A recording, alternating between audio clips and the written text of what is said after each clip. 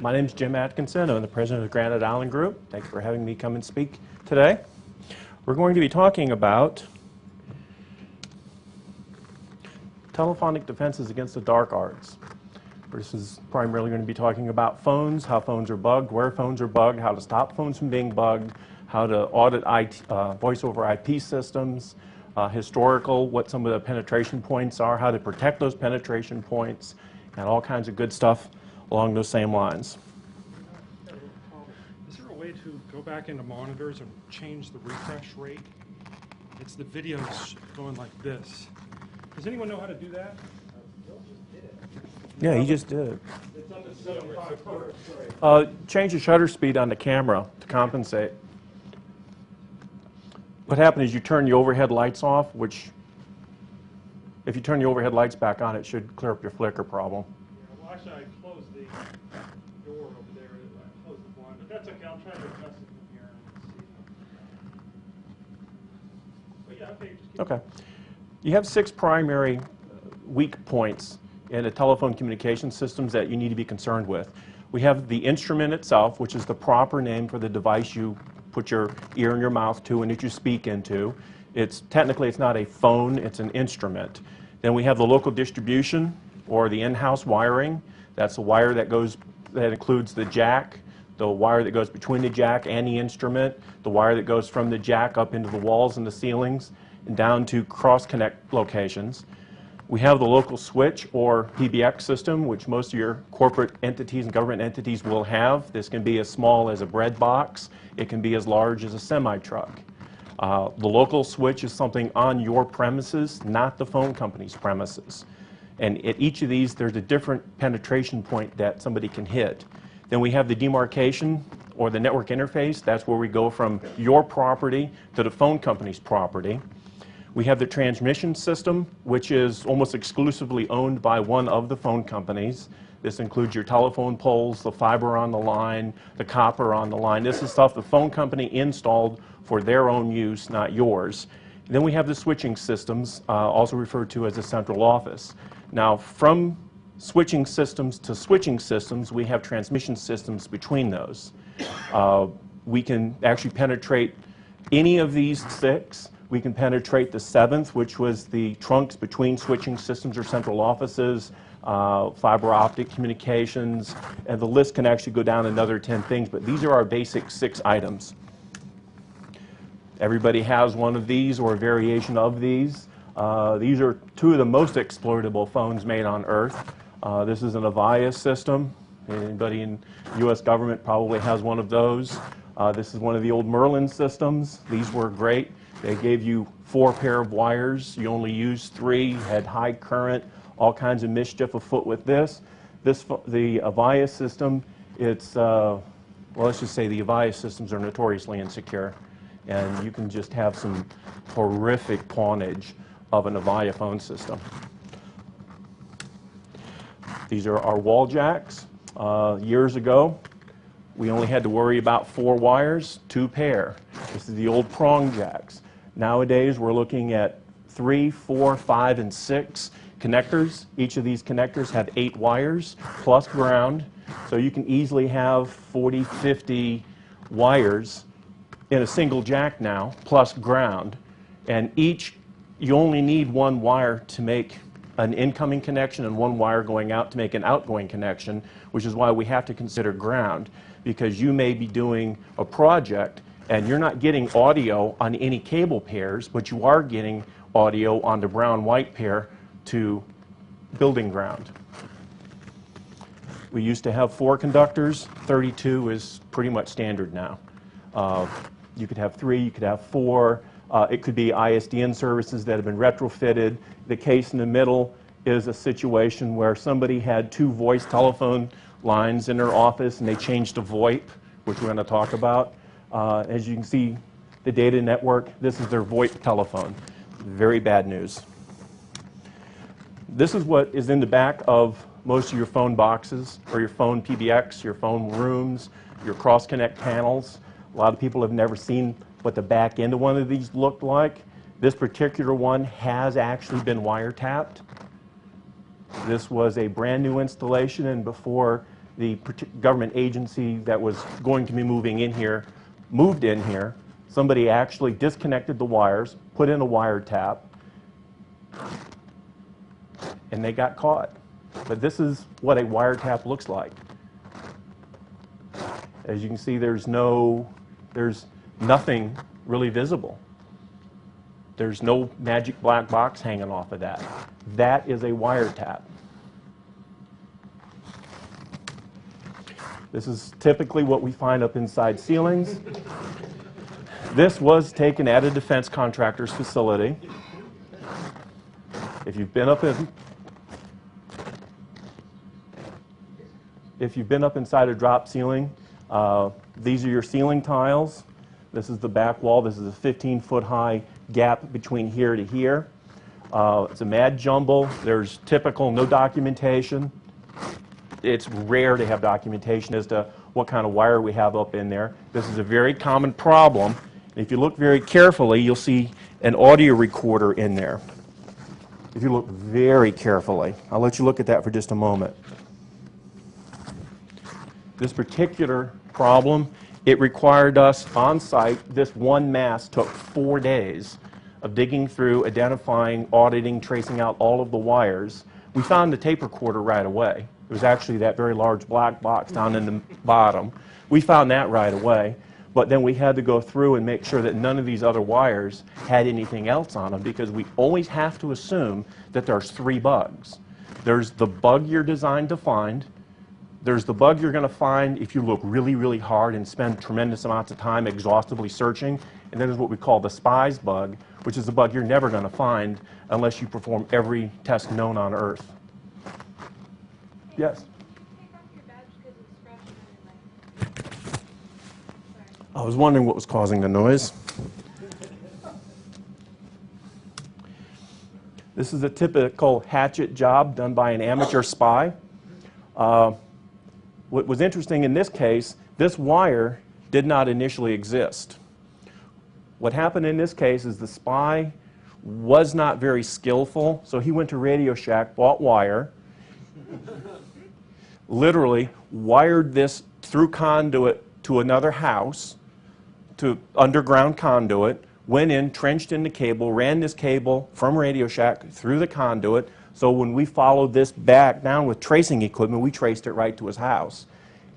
The blue-white wire is the regular talk. You'll notice here we have orange going to the terminal block, but we also have another orange cable that comes out here. This actually went to a PBX phone.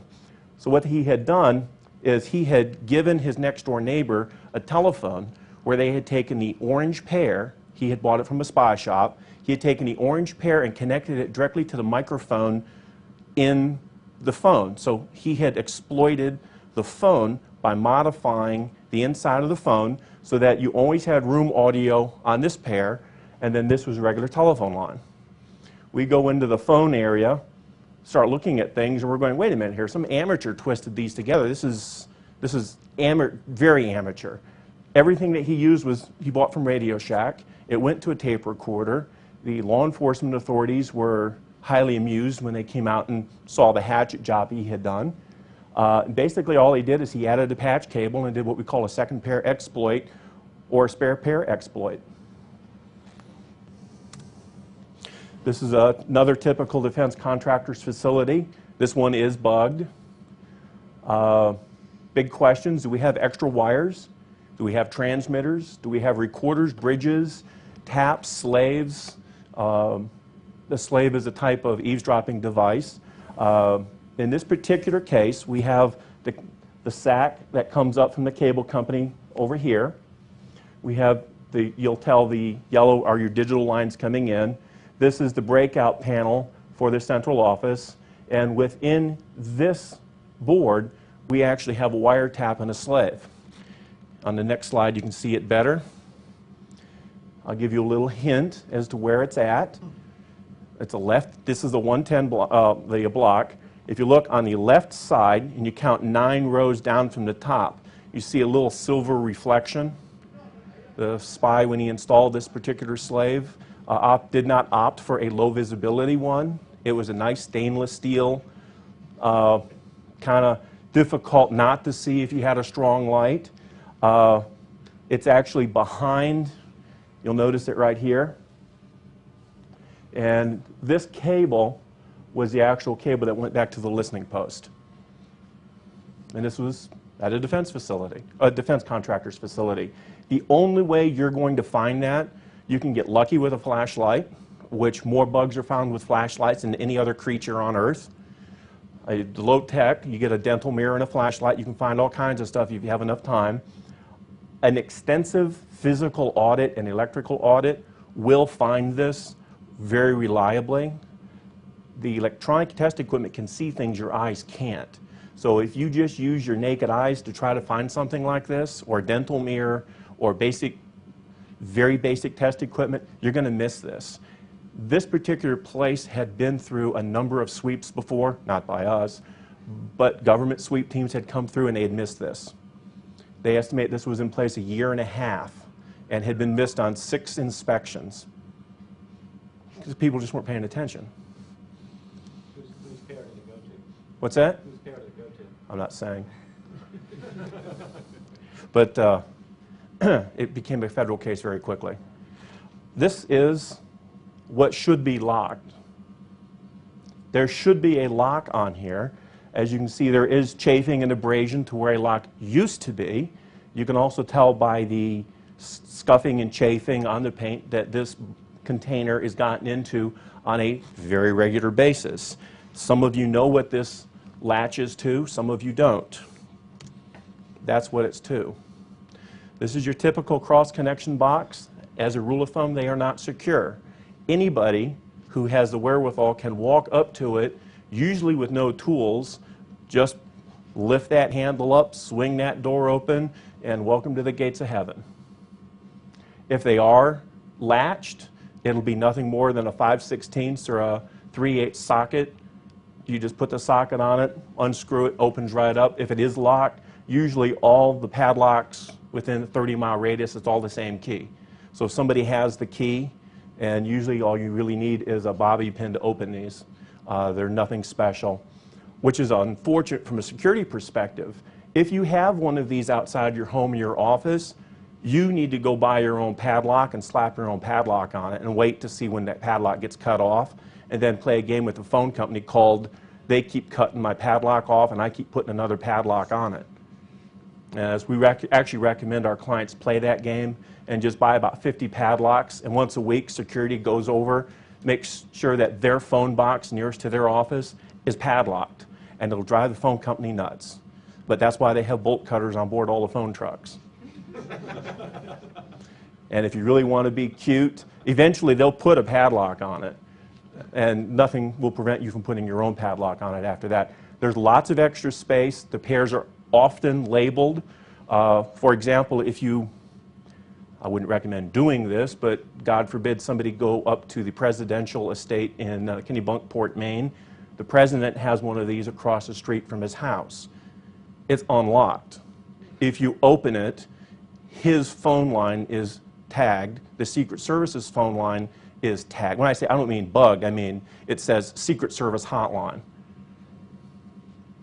So these are usually remote from the target, and what I mean by remote, they're not under the immediate control of the target. So if there's one of these for the hotel, it generally won't be on the hotel property. It'll be down the street somewhat. These are very easy to access, and professional eavesdroppers absolutely love them. There is so much mischief they get into with these boxes. This is what the inside of one looks like for those of you who've never gained access to one legally or otherwise. You typically see these by the side of the road. They're generally not labeled. If they are labeled, there'll be a code, which it'll be like box 57, which indicates it's the 57th. Or if they're really fancy, if it's a fiber optic unit, they'll actually have the CLLI code, which is the network address code for that particular box. So the phone company can find it real easy. This particular one, for those of interest, this one was legally accessed. So if you look on the far left hand or far right hand side, these are codes written inside the door. to include the password for the local maintenance system, so you can actually plug in, tie your computer into the local switch, and gain full access, perform all kinds of naughty mischief and so forth like that. Not that anybody in the room would do that. It also contains the 800 numbers to call customer service, the wire room, as well as a note down here as to which pair in the phone closet has the most salacious commentary, and the escort agencies and stuff like that. They're actually noted on so that the phone guys, when they're there working, if they're bored, they can plug in and listen to entertainment. Pair number 557 in this box was in fact tapped. This was what we were called in to find. If you look very carefully, you can see that the craftsmanship on this particular set of wires, the wire is the same because it came off this spool, but the craftsmanship and the installation technique is an amateur. A professional is not going to make this mistake. It's all going to be neat as a pin. That's one of the key things that you look for when you look in these boxes, is to see who's been working in it or on the junction panels or the terminal blocks that's not neat as a pin like it's supposed to be. If it's not neat as a pin, somebody's been fooling around there. It may have just been a drunk phone guy, or it may be an amateur wire guy. It may be a private investigator who does 3 or 4 installations per year. They tend not to be very good. They tend not to be very clean in their installations. This is one of my favorites. You open the phone box up and you're doing a sweep, and lo and behold, we come up with, it's a 56 kilobit line to a German company with the account code on it, the address, everything that a spy needs to exploit. This was not our client, this is somebody else. We're doing a project for a client, pop the box open legally, and everything in there is labeled. All the T1 lines perfectly labeled. This particular box, there was also a box in here that said Federal Bureau of Investigation, and gave the address to their safe house where they had their listening post set up. Not exactly very smart move on the part of the phone company. Yes? Sometimes those heads are vigorously defended by hornet nests. Yes, they are. And hornet spray is carried on all the trucks, as are EpiPens. Fiber. Contrary to popular belief, fiber is easy to tap. Anybody who tells you otherwise know not of what they speak. Fiber is higher bandwidth than copper, which makes it very attractive to a spy because there's more intelligence on it. It's harder to detect because you don't have the major dropouts, and with a fusion splice onto fiber, which is the preferred way to splice into fiber, where you actually melt glass to glass, it's going to be very difficult to detect, and unfortunately, there's a huge illusion of security about fiber. You can have fiber that's just been pawned all over the place, and you're not going to detect it very easily.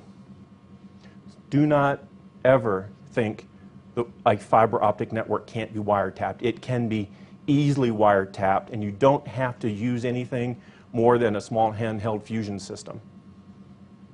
And you can actually have 8 cables running in here. You're using 6 to set your rings up. You've got 6 fibers you're not using. You can actually bridge all of those fibers back to an off-site location. Did I see a hand? Oh. This is our typical fiber optic multiplexer outside. There are versions of this that are inside a lot of office buildings, even small suburban office buildings. Your local Walmart typically will have these. In the wild, you're typically going to see behind it is a copper back here. This is the copper sack. This is fiber optic. The code up here tells us what it is. Also the power. You don't need power for a copper system. You do need power, and lots of it, for a fiber system. If we go around back, we'll actually see a plug where we can plug in a generator in case we have an extended power outage. This is like a holy grail for an eavesdropper. 3,500 services in here, T1s, T3s, ISDN lines, DSL lines galore, 3,500 voice lines. When it leaves here, it leaves on this particular system, it leaves with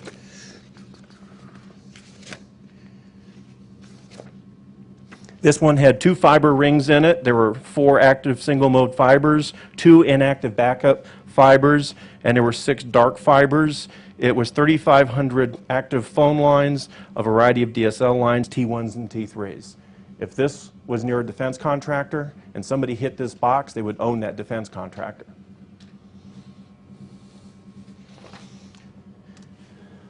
This is a terminal. This is not a network interface device.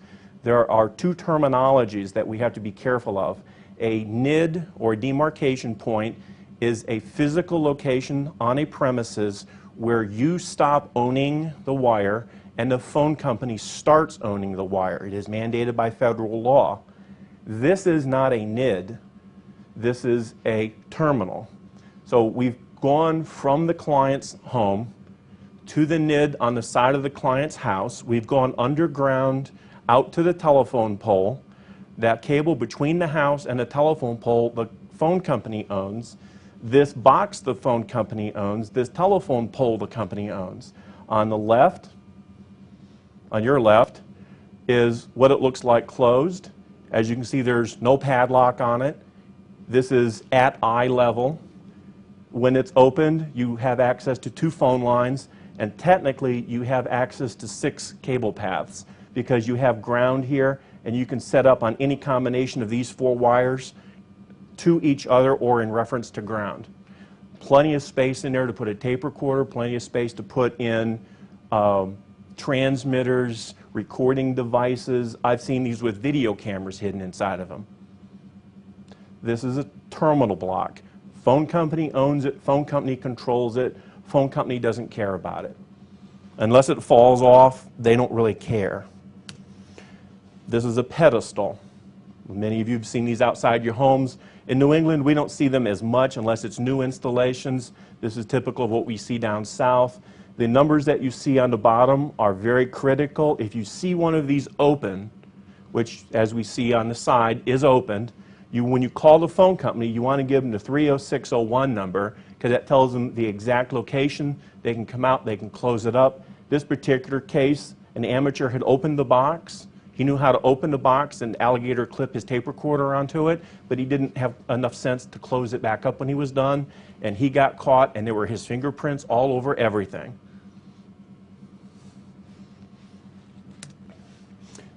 This is, we call this the boot, also called the easy access point for those of us in the industry who have things like bucket trucks and very tall ladders.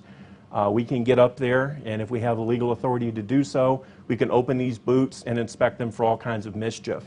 Usually the cable goes from your NID, or your demarcation point, through the air to the telephone line, to the telephone pole, or the cable where it's anchored, and then it goes into this easy access facility. It loops around. It's referred to as a drip loop, so when water hits it, it drips off the bottom of the drip loop, and then we go up into a splice case that runs along the main distribution cable. So this main distribution cable may have 900 cable pairs in it, but we only need 6 here, and since we only need 6 or 8 here, and when we overgrew that, we just slice in, clamp this over where we splice in, and splice in our extra wire. Very common place to find professionally installed devices. This is typically not where you're going to find a device that's been installed by an amateur. You're not going to have a husband bugging his wife from this unless he works for the DEA or something. This law enforcement likes to hit these locations because most people don't have 15-foot high ladders, and if they do, they get vertigo when they clamp it on the cable strand. And when you hit these, you either hit it with a bucket truck or you literally clamp your ladder over the top of the cable, climb up the ladder, and it's not that difficult to do. And if you're prone to vertigo, you don't want to do this. It's very straightforward.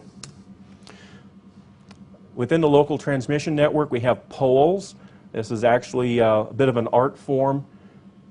You have to understand what pole codes are. When you call something into the phone company, you have to have those pole codes. So, for example, if somebody ran their telephone or their car, sports car, into this telephone pole in the center, we would want to call the phone company or the electric company, whoever owned the pole, and there actually is a marker, which you can see here, which has the name of who owns that pole. You would call in that there's a black Porsche 911 wrapped around Well, there's a line. Dodge Charger, and those poles are expensive when they make you pay for it. Yes, they certainly are. This is line number 754, pole number 8. This is similar regional area, but this is line number 100, pole number 137. Now, there will be a database that the phone company and the power and the cable TV company has of every single telephone pole that they string wire on, because if this is an electric company telephone pole or an electric company pole, the phone company has to pay rent to the electric company.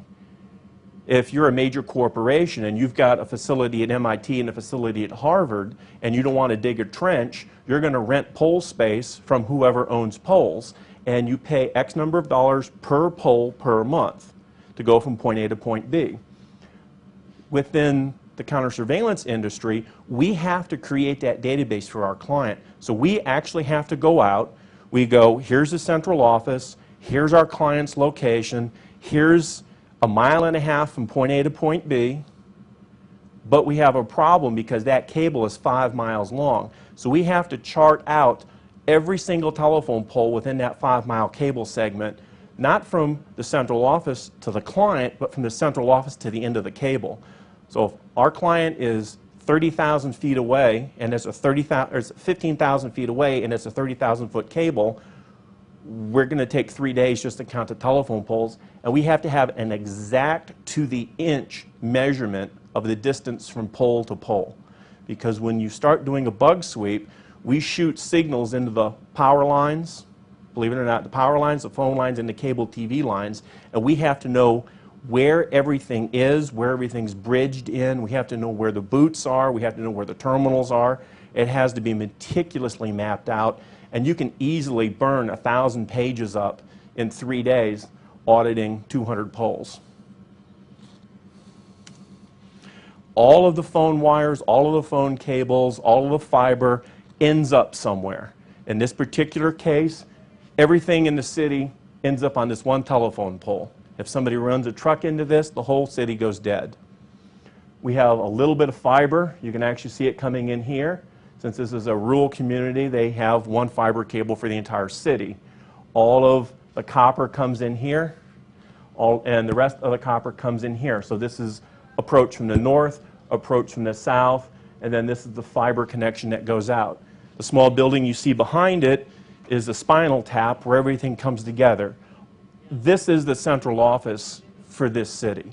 This gives them DSL service, cable TV, everything is in this one building, small generator behind it. Since 9/11, most of the phone companies have peeled off most of their external markings because they don't want to advertise with the big AT&T Death Star logo that, you know, if you blow this building up, you're going to cripple the city.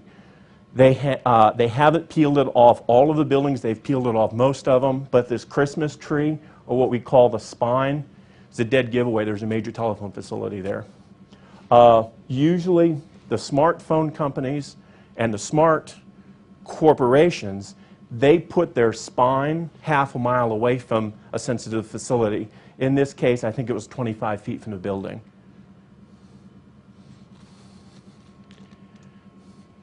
This is the demarcation, or the NID, network interface box, that I spoke of earlier. It looks harmless.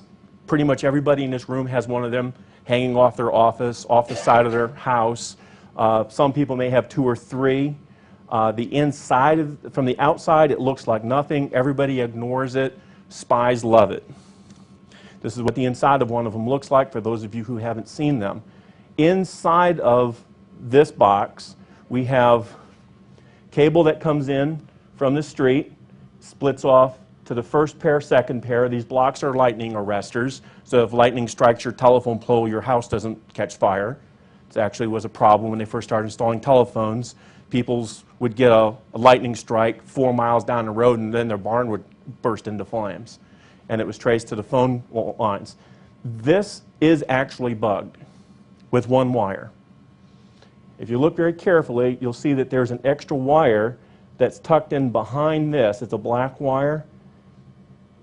And so the spy went from ground across like this. So we have 4 conductors for the telephone, and we have ground, and ground can always be used as a return path. So you can go 1, 2, 3, 4, 5, 6, 7, 8, 9, 10. You could actually have 10 bugs hooked up, all with their own independent paths, and it would work quite well. Now, inside this box, this whole area up here, this whole area down here, you can easily put 9 illicit transmitters in this one box. You could put one very large tape recorder to catch both lines. It would be very easy to do. Merely put it up here or down here, and it would record for 3 or 4 weeks before somebody had to come back and get it, or drive by and Bluetooth to it. There is enough power on these cable pairs to run a device until the end of time. Yes? So I used to have one of those, but now fiber optics. Fiber optic internet service. You get the nuts. Yep. Just the screw, just the modules coming off. Yes. Are you covering that in your presentation? Yes. Okay. I won't get ahead. That's okay. If you haven't had the opportunity to do so, I recommend you explore this. There's 2 ways to get into it. One is a screwdriver. You use a screwdriver that lets you in the civilian side. Then you use a special tool called a CAN tool, which is what we have here, lets you in the secure side. Okay, which is, you know, we refer to this as the Windows approach of security. You know, anything will get you into it. Now, once somebody is inside this, they can put stuff in. We actually have clients that will go out, we'll do a sweep, and we'll epoxy the box shut. Or we'll have their alarm company install a switch on this box so that if anybody jiggles the box, or if they open the box, it trips their alarm system.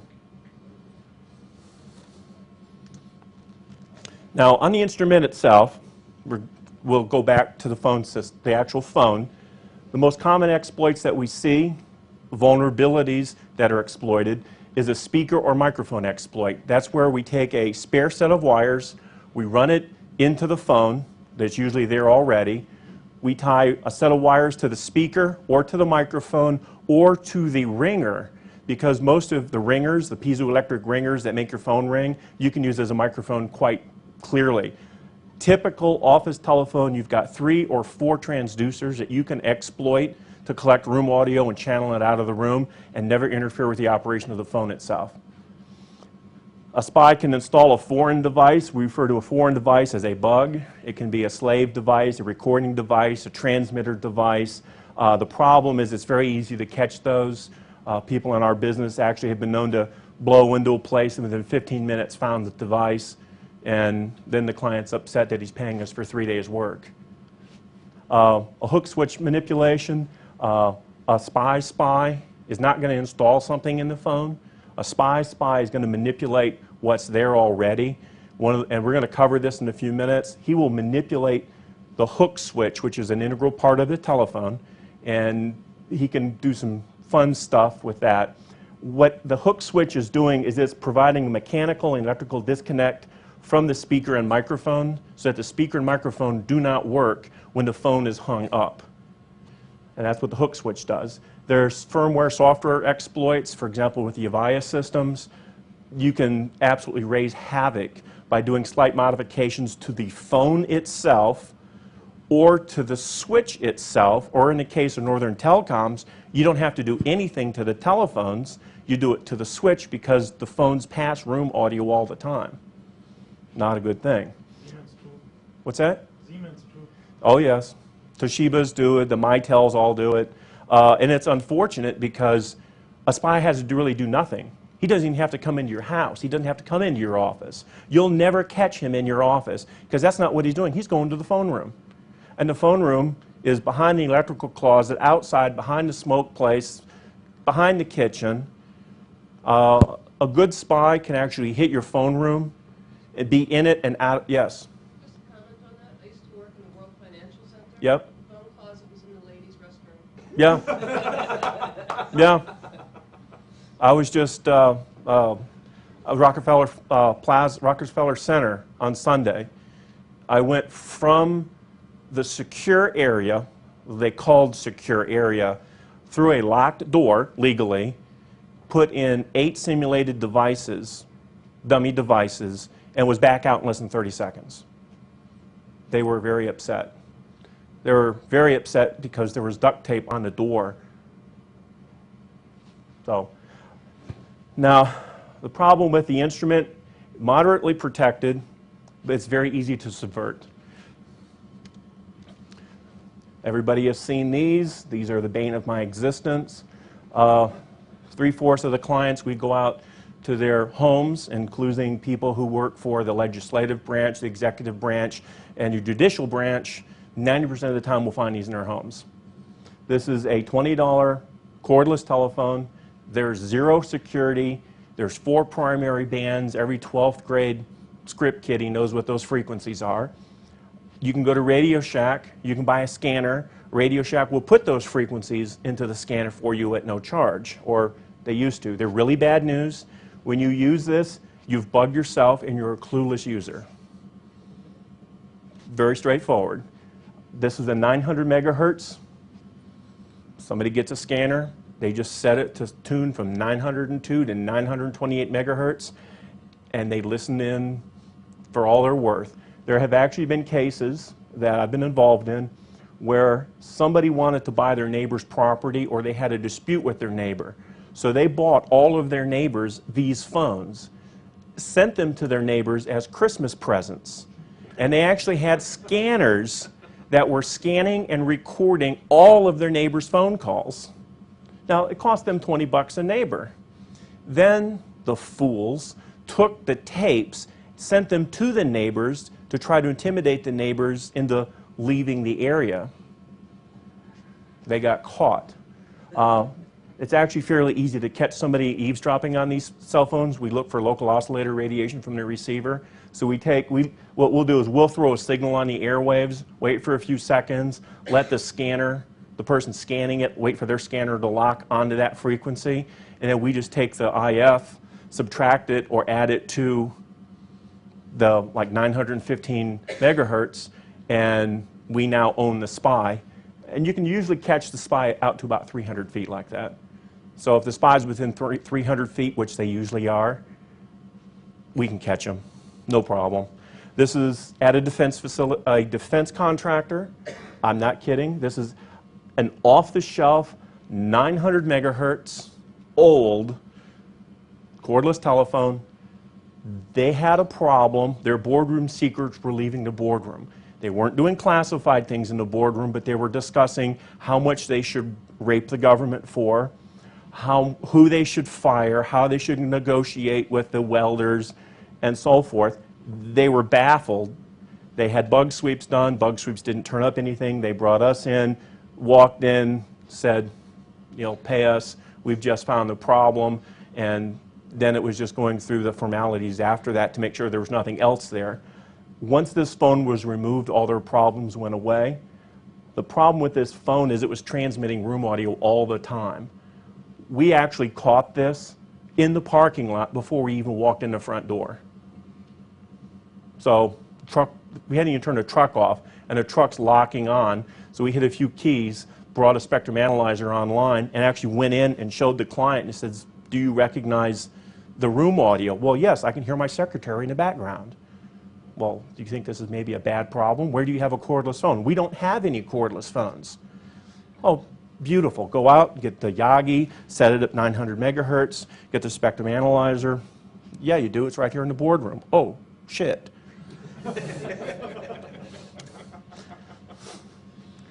This is a Mitel telephone that has been pawned. There was one modification that was done to this phone. One component that you can buy 100 of for a penny was added to this phone, which turned the phone into an eavesdropping device. And all it did is it connected, this is the speaker, it connected one line of the speaker to a spare pair on the jack, and it transmitted the audio from the microphone all the way back to the listening post through an unused pair.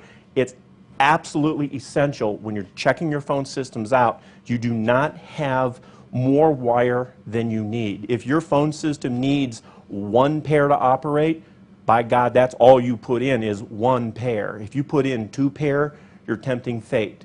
If you have voice over IP, I'm not real fond of that, but if you have voice over IP, you want to have confidential discussions, you need 4 pair unless you have power over Ethernet, in which case you're going to have, well, you're going to have to 4 pair for power over Ethernet, but you're going to have 2 pair to get your basic connection.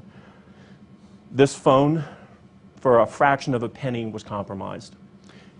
The way you catch this is you go to the wiring blocks, you go across it with a voltmeter, or you go across it with a spectrum analyzer or with an audio amp, and you just basically you listen into all combinations of the wiring. It will give it up. When you do your physical inspection, which is done at the later point, you do your electrical inspections first so that you don't tip off the spies to what you're up to. And as you get towards the end of the project, you start taking things apart. You always take apart the phones because things can be done to the phone that will only throw off a signature for a couple of weeks, couple of months. The phone, if the customer hangs a phone up too hard at one point, he may knock something loose, and that something won't show up electronically. So you've got to open these phones up and check them out because you may find a bug that's been in place for 3 years, but it hasn't operated in the last 6 months. How are we doing on time? Yeah. This is an X-ray of a telephone. For those of you with very good vision, will notice alligator clips. And you'll notice wires that shouldn't be there that come down to a large transmitter that's taped to the back of the speaker. Now this is the handset here. This is the speaker that's in the telephone itself. It's transmitting room audio all the time. You will find that by an RF detection device. You'll find that with close field probes. You'll find that with a frequency counter, something very inexpensive you can find that with. The best way to find it is physical inspection. So all the electronics in the world they can be beat with a flashlight and a small dental mirror. This is a Polycom speakerphone. I'm sure many of you have seen these in corporate boardrooms. This particular one had a bit of a problem. We opened it up, checked it out, found that a diode was missing from the surface, or from the surface mount diode was missing, and we found where the diode was missing, a capacitor had been installed. Well, the problem with that capacitor is it now allowed audio to be bridged out of the Polycom speakerphone. So the speakerphone was passing room audio all the time. Unless it was unplugged from power, room audio was always on the cable pair. It was hostilely induced. They did determine who did it. We determined how they did it. And if you looked at this very carefully and you didn't know what you were looking at, you would not notice something is amiss. But when you do your instrumented analysis, you hook up your amplifiers, your spectrum analyzers, your oscilloscopes, voltmeters, and you go, wait a minute, we have audio. We shouldn't have audio. Something isn't right. You have to trace down to see what happened. It took hours of checking this board out to figure out that somebody had pulled a diode and added a capacitor. Now, your local distribution, this is the cables that run in the walls and the ceilings, that run in your riser closets. This starts at the instrument and includes the wires that go from the instrument to the wall plates themselves, the raw wiring in the walls and ceilings, the wires in the riser closets, the phone closets, the cross-connect points, the IDFs are typically your risers or more regional wiring blocks, your MDF, which is your main distribution frame, that's in the phone closet. These locations typically are not protected or supervised. Somebody can get a ladder, pop a ceiling tile up, gain access to all kinds of wires, bug the wires. You're not going to see it in the phone room. They may or may not crash the phone. They may or may not throw an error code on the PBX system. The IDF and MDF closets, if the user is smart, they will put an alarm so that they know when those doors swing open, but you can't protect ceiling tiles. It's not practical to do that. If you have a wiring closet, be it an IDF or an MDF, you know, a riser closet, electrical closet, phone closet, network closet, put an alarm sensor on every door. If you have 2 doors that open, alarm both doors, put a latch plate over the latch so the latch can't be jimmied.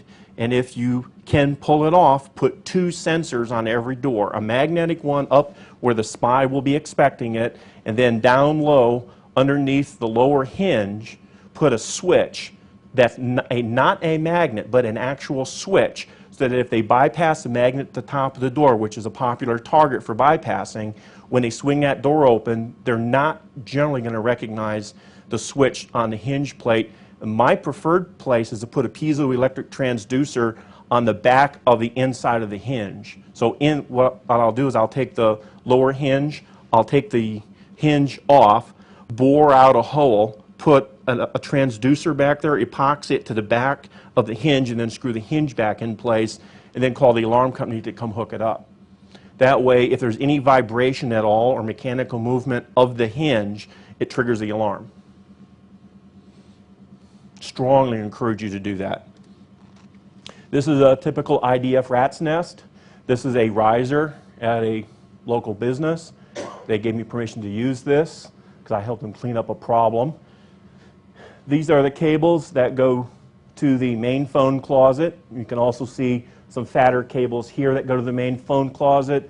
These are the connections that go out to the individual telephones, and these are the cross connects for the 110 blocks. This is a rat's nest. If you're going to find a bug in that, you're going to have to go through every single wire to find it. It may take you a week to 10 days of working 12 hours a day to clear that. If you think software auditing is tricky, try hardware auditing. Now, the local switch, this is the PBX system in the basement, in the attic, in the riser closet. This is the PBX system in the building that you own, not the phone company owns. The primary 6 penetration points are the cross connections to the main distribution frame. These are the ports coming into the switch from the instruments. The switch input-output ports, so you may have a line card or a station card. The very common one to hit are the output ports to the voicemail server. So somebody will put a transmitter across the ports for the voicemail server, and every time somebody goes to voicemail to retrieve a message or type in a password, they're receiving that. It's actually a fairly popular hack. There's also what we call the PCM backplane, where somebody accesses the timing backplane on the switch, and they just capture everything that goes across the switch. And I mean everything. If you have a phone switch like your Siemens switches, they transmit room audio across that backplane all the time. So you can bug every single phone in the entire company by installing one transmitter in the phone room. We have what we call parallel channels. That's where channel A is bridged to channel B, or something is bridged and paralleled. So we have station A appears in multiple locations, not through software, but through hardware. Then we have switch software or firmware exploits, and there's hundreds of these. Every company seems to have 100 or 200 exploits for the phone and exploits for the PBX. Avaya's got their batches. There's things you can do to the phone. Cisco's been savaged several times through their voice over IP telephones because they just don't have decent security. They have security, but it's suitable for stopping a 16-year-old kid with too much time on his hands. It's not going to stop a 24-year-old college graduate. It's just going to slow him down and give him a source of amusement, and that's it. The local switch may or may not be protected. It usually is not protected. The doors usually are not alarmed. There's usually no video in these closets. There's usually no intrusion systems. There's usually no motion sensors. They're completely ignored. And I've seen cases where homeless people were living in the phone rooms, which is tragic. in Cambridge, too. Now, the demarcation and network interface, that's the gray box on the side of your house, is ripe for exploitation. We see a lot of domestic cases where a husband gets upset with a wife. That's where he's going to throw a bug down. Or the wife gets upset with the husband. That's where she's going to put the tape recorder. Sometimes they'll put it into an extension. but for deniability purposes, they'll put it outside the home so that way they can say, I don't know anything about it, some PI must have snuck up and done it. If he did it inside the home, you can only pin that on a couple of people. It's poorly protected. It's very, very rare to ever find them even cable tied shut. We have customers who will cable tie it shut. We'll come back a month later and somebody's cut the cable tie off. We'll epoxy it shut. We'll come back a month later and somebody's taken cable cutters and hacked a hole into it because they were trying to get it in to retrieve their bug. We've had cases where we've been involved in law enforcement cases where there's a bug and they have us epoxy the box shut and then pull one of the wires loose so that it intermittently makes a connection, or we'll give them a small switch so they can turn the bug on and off, and they epoxy the box shut so that the only way the spy can retrieve his bug is to come break the thing off the wall. They're very target specific. If this is on your house and I want to bug your house, I can come bug your house by visiting your house and never coming into your house. It's a significant choke point. In tactical school or SWAT school, there's this thing called fatal funnel. That's the part where the SWAT team lines up and everybody comes through one door, one person at a time. That's where a lot of SWAT team members get killed. This is a fatal funnel of communications, is that network interface box. You've got to protect it, lock it down, epoxy it shut, go out there, open it up periodically, check it, see what's in there. The local transmission system, this is between the NID and the central office. This is before the switch at the central office, but it allows us to very easily isolate a single subscriber. So, for example, I know that you're on cable 52, pair number 557. Phone company database says that.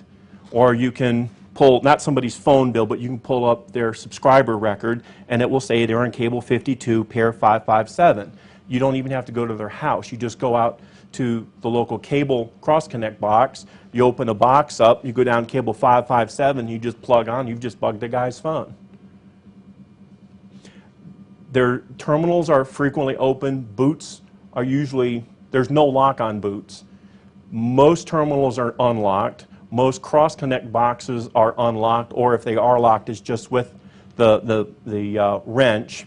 They're not protected for any practical purposes, and they're wide open for mischief. At the central office, they used to be huge buildings in the middle of a city. For example, in Cambridge, we've got one that used to, initially it was supposed to be the NASA control facility that they were going to build across the street or down the street here. They built a huge phone company facility. NASA decided to go to Houston for mission control instead of MIT due to politics. That's an example of a monolithic building. Across from the FBI building in Boston we have one, then down on Franklin Street we have one. Those are what we call a monolithic building, where they would have 8 buildings above ground and 8 stories above ground, 2 stories below ground, generators, turbines, batteries, operators, people sleeping there at night. This was back during the Cold War era. As we got into the 80s to the breakup of the Bell companies, to using less and less and less electronics to do the phone switching, they didn't need as much space. And now if you go into a lot of these buildings, you can go in there and play racquetball and not hit anything. You can put basketball courts in some of these buildings. They have these huge cavernous buildings, and to support a city like the size of Salem, Massachusetts, they used to have a building that was bigger than this hotel. Now they have a room that's the size of this room that supports the entire city. Post 9/11, they've removed most of the logos that indicate, not in all cases, but in the vast majority of cases, the phone company's very nervous about mischief. And in most cities, for example, in Boston, if somebody got a pair of bolt cutters and a shovel, one guy could take Boston off the grid in less than 45 minutes with nothing more than a pair of bolt cutters and a shovel, just by knowing where to dig and what to cut. It's a big problem. There's what we refer to as an overt choke point. People who do eavesdropping know where these facilities are. They know their choke points. They are generally highly protected and highly alarmed, but the cables just outside are not. Where the cables run, for example, if we go up to Waltham, Massachusetts, big network operations center up there. You go a mile away, you don't see any cables running in the network operations center within a mile. You get just outside a mile and you see these cables that have 3,600 pair in them, all shooting underground a mile away from the network operations center. Somebody goes out there with a chainsaw and they cut it, half of Boston falls off the face of the earth. And it'll take them 3 days to get it back up. The buildings are protected, the cables usually are not. They're usually very cleverly concealed, and usually not that cleverly. Now, the transmission networks, this is usually between central offices. These days, it's mostly single-mode fiber optics. Again, fiber optics are very easy to tap, very easy to exploit, more security-wise, they're very easy to sabotage. Somebody can very easily sabotage 2 or 3 fiber optic cable runs, not individual strands, but cable runs. So if somebody goes out to Route 128, cuts a cable there, then they come out here by MIT, they cut another cable, then they go over to Franklin Street and they cut another cable. One guy, a shovel, bolt cutters. He's digging a hole 2 or 3 feet down, except in the case of MIT, he's just taking a crowbar and moving a hatch cover over, sticks his cable cutters down in there, cuts one cable, Cambridge falls off the earth. He goes out to Waltham, cuts one cable, Waltham falls off the earth. Go to Boston, cut one cable, Boston falls off the earth. 3 days later, we finally come back up. The vaults sometimes are alarmed, but not the cables. The phone company knows when the cable gets cut and where it gets cut, but they don't have any way of preventing it. You can actually walk 300 feet out the back of the hotel to the train line and walk right on top of AT&T long line fiber. And if you were so inclined, I wouldn't recommend doing this, but if you were so inclined and you had mischief in mind, you could actually lift a hatch cover up with nothing more than a crowbar or a stick and lay your hands right on single mode fiber that connects everything together. It's not protected. The phone company building is protected. The cable vault where it all cross connects is protected. The manholes are not connected, and most of the switching systems may or may not be connected. So when you're looking at this from a security perspective, just because the building is protected doesn't mean that which interconnects the buildings is connected or is protected. I hope that made sense. Voice over IP. Couple of problems here. There's voice over IP is very commonly implemented over a cable modem. We refer to these as fool's phones, because if you take a DOCSIS modem, which is a cable modem, and you plug an IP phone into it, you now have cheap phone access, but everybody in your neighborhood can listen to all of your phone calls, because DOCSIS or your cable modems is a shared communications media of everybody in your neighborhood. It is called a bus topology, which means if this person over here is surfing a porn site at 3 o'clock in the morning, 3 doors down, his neighbor can be eavesdropping on him surfing the porn websites at 3 o'clock in the morning. Do not use voice over IP over a cable modem. You're compromising your security and your privacy if you do that. If you want to go VoIP, do it over a DSL connection. Don't do it over a cable connection. There are some vulnerabilities with DSL. Yes? What's the percentage of the cable providers that are actually utilizing the privacy mode for DOCSIS specifications, where it's supposed to be encrypted between the front end? 70–75%. 75%? Yeah. Most of them are setting it up for DOCSIS 2, not DOCSIS 3. Right. So with that in place, is it still that bad of a problem? Yeah, it's a 56-bit key. 56-bit key, you're not talking minutes to break, you're talking milliseconds. And you're not talking about NSA supercomputers, you're talking about Best Buy on sale for $1,200 computers. Unfortunately, broadband services, VoIP over a broadband service is dangerous. If you're going to go VoIP, do it over DSL, but also it's no more secure than a regular telephone line. If you're in a hotel somewhere, don't use VoIP. Not a good thing. Be very cautious about broadband services. One of the more clever implementations I've seen are companies that offer EVDO access, so you can use like Skype on your cable on your laptop when you're on the road.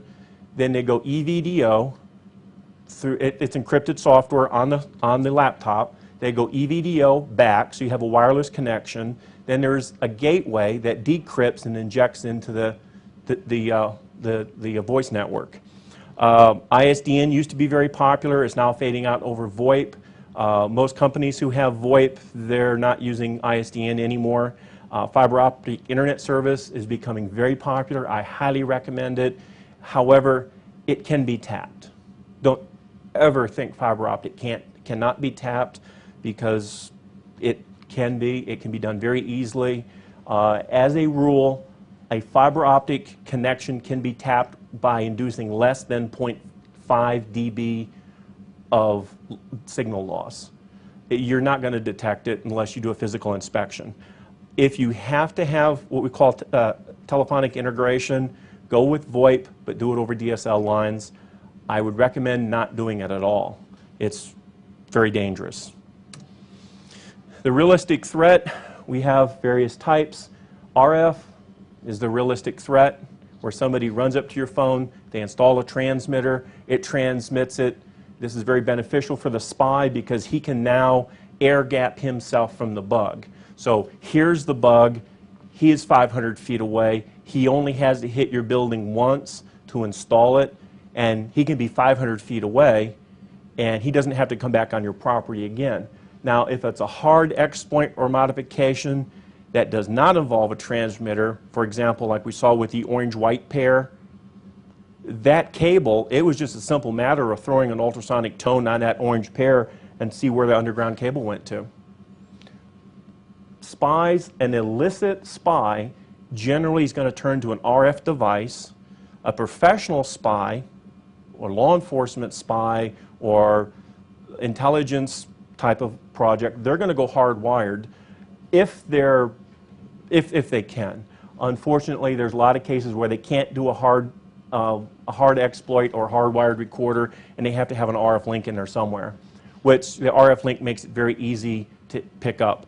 There's wireless intercepting, where somebody has like a rural switching center. They may not have fiber out to that switching center. They may only have like 4.4 gig microwave link or an 8 gig microwave link from station to station. Back in the 60s and 70s and early 80s, this was a real issue because they didn't have high-speed connection, but over hard lines, but they did have it over the airwaves. So there was a tremendous amount of microwave activity going on. Nowadays, for example, with GSM phones, the GSM connection from the GSM handset to the GSM base may or may not be secure, but once it hits the base, the X-band or the 10 gig transmission from site to site is extraordinarily easy to intercept and extraordinarily easy not just to target one phone, but every phone in the network.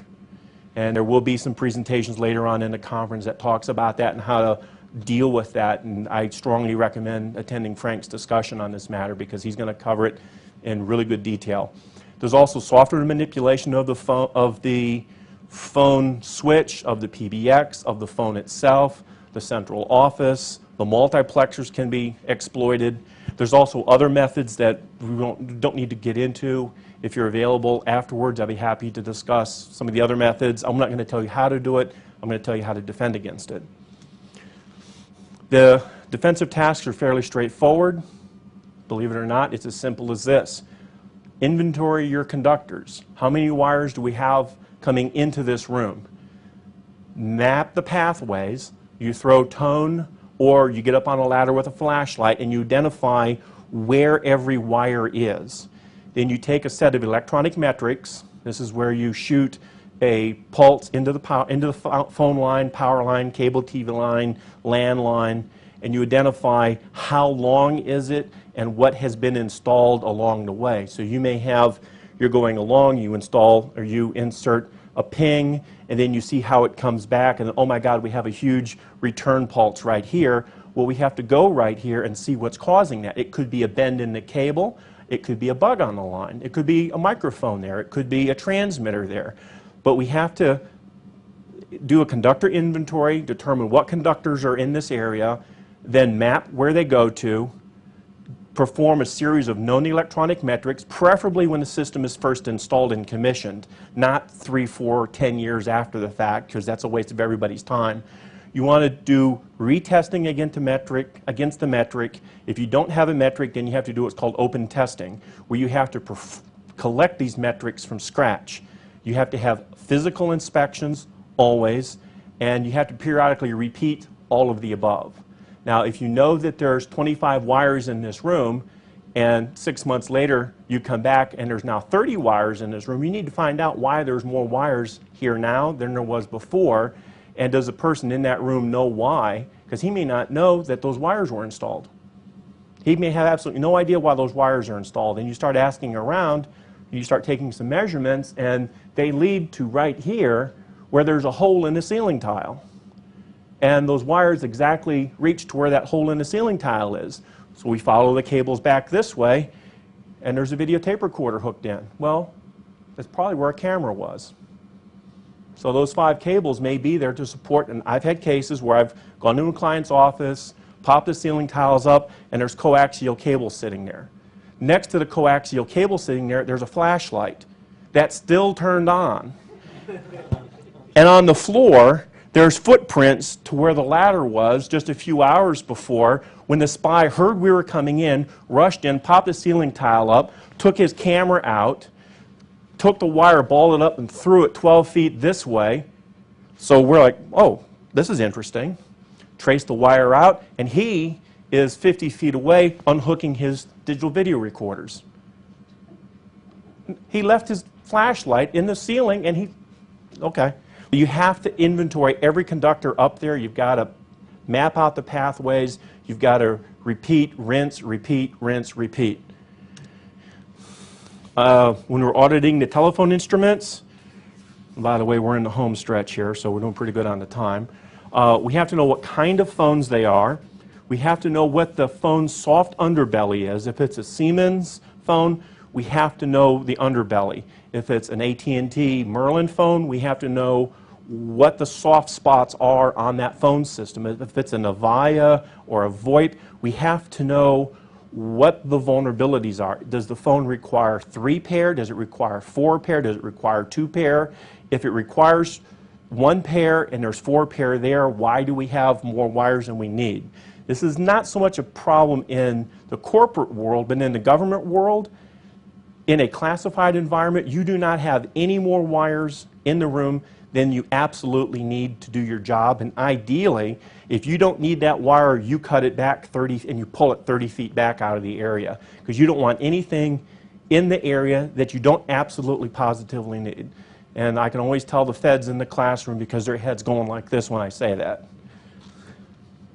Now, we have to define with the instruments what should it normally be doing. If it normally passes room audio in an unmodified state and it has room audio on it, that doesn't mean anybody did anything to it.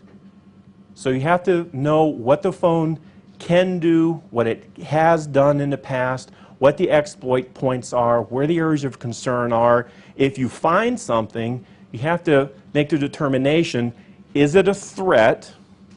It may not have been hostilely induced, but it may be a threat. A good example is certain types of not intercom, speakerphones. When you use the speakerphone, it transmits a tremendous RF signal that you can pick up 1,000 feet away. It's not a hostilely induced device, it's a flaw in the design of the telephone. When Rockwell came out with the Rockwell data pump modems, one of the big problems with it is the FCC didn't like the modem because when people would go off hook, it would jam the local FM radio stations. And you could actually take an FM radio, tune it to a certain frequency in the FM dial, plug it into the audio jack of your computer, and listen into passwords being typed. Is it a design flaw or is it a hostile manipulation? And if it is a threat, what can we do to mitigate it? Is it a feature, a hazard, or a risk? These things are a key mantra in our business. Is it a feature, a hazard, or a risk? One of the most important things you can do to do a wire path audit is a flashlight, which you can see my flashlight here and my spot on the wall from the flashlight, and a ladder. The ladder has to be tall enough that you can get up in the ceiling. Safety tip, your belt never goes above this point. It never goes from side to side from this point. It never goes above this point. So you have to have a ladder or ladders tall enough to get you up into the ceiling. In some cases, your ladder may actually be touching the ceiling. In this particular case, I think this was a 12-foot ceiling and an 8-foot ladder.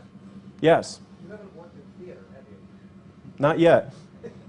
Give me time. Top step it all the time. No, I realize that. I've actually had a couple of acrobatic stunts, shall we say, where I was standing on the top step of a 12-foot ladder, and apparently the laws of physics decided it didn't like me that day, and ended up in the emergency room a short time thereafter trying to figure out what I was doing under the bright lights. So I preach, thou shalt not go above that. Now, to do a wire path audit, you don't need $1 million of equipment. You need a flashlight, a notebook, a tone generator that costs $200, and note paper. That's all you need. And a lot of time. And a hell of a lot of time.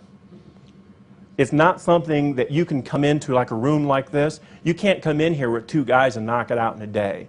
You can come in here with 2 guys and still be here a week later.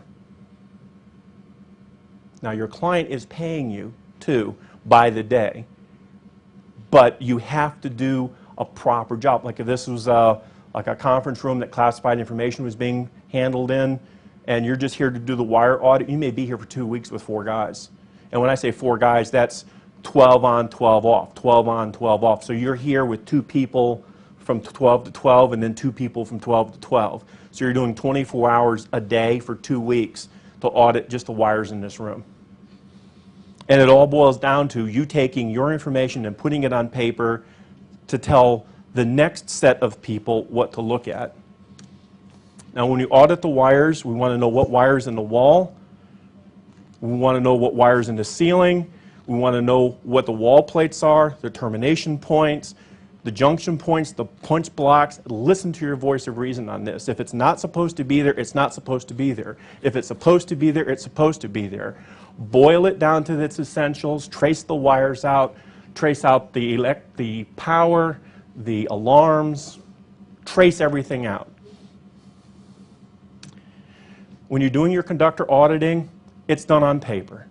You can get all kinds of software, and the software will lead you astray. Put it on paper. It boils down to standardized maps, standardized color codes, standardized cable lengths. You want to know how long the wire is, how is it patched. Now, we're not talking about making measurements at this point.